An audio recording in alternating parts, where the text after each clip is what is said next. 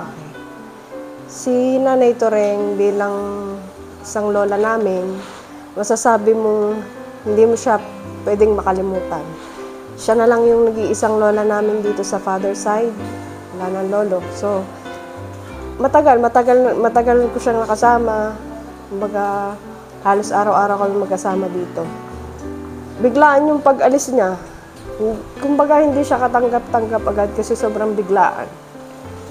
Tapos, nung time na nahihirapan na siya, kasama ko siya, talagang ramdam ko ang lungkot.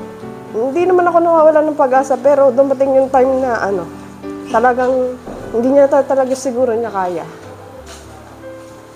Nung nasa ospital na kami, talagang parang wala na siya. So, yun, tinanggap na lang na ganun. Dapat talagang tanggapin. Pero sa panahon ngayon, siguro masaya na siya kasi kasama na niya ang asawa niya, ang inay niya. Masasabi ko lang, tapos na yung mga moment ng paghihirap niya. So, kailangan tanggapin ng buong pamilya. Hindi namin siya makakalimutan. Mahal na mahal namin siya. Nagpapasalamat kami sa kanya dahil naging lola namin siya. Thank you.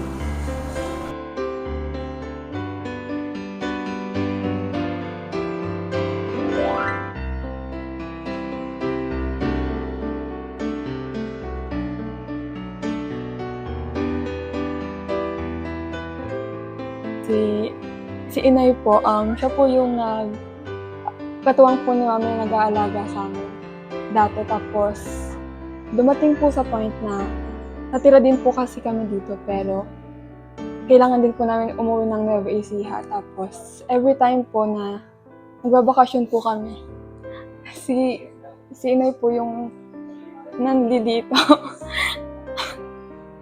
Wala kasi naman. Kaya, nagulat po kami kagabi nung nalaman po namin na wala na po si inay kasi sobrang biglaan po. Kaya,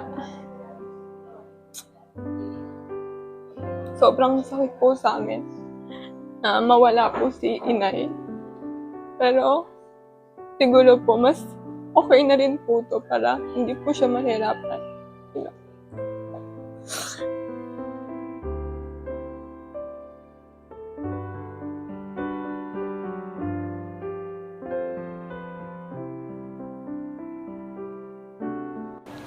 Yan, sobra po kaming nabibigla po sa pagkawala po ng Nanay Toreng.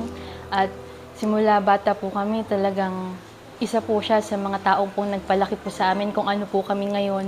Ang Nanay Toreng po ang dahilan kung bakit lumaki po kami na tama po. At siya rin po ang isa sa mga dahilan kung bakit nagbabakasyon po kami dito sa Batangas, dito po sa bahay na to, na talagang tahanan po ng mga alaala po kasama po ang inay. At sobra pong nagpapasalamat kaming lahat bilang isang apo po ng Nanay Toreng. Nagpapasalamat po ako na naramdaman po naming lahat ang pag-aalaga po niya simula bata po kami hanggang ngayon po sa paglaki namin. Talagang ang pagkawala po ng Nanay Toreng ay isang napakalungkot po, at talagang ang alaala pong ito hindi po talaga namin makakalimutan.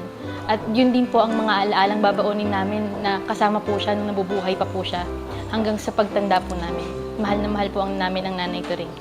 At hanggang sa tumanda po kami, lahat po ng payo at paalala po niya sa amin nung nabubuhay pa po siya ay mananatili po sa puso namin. Mahal na mahal po namin ang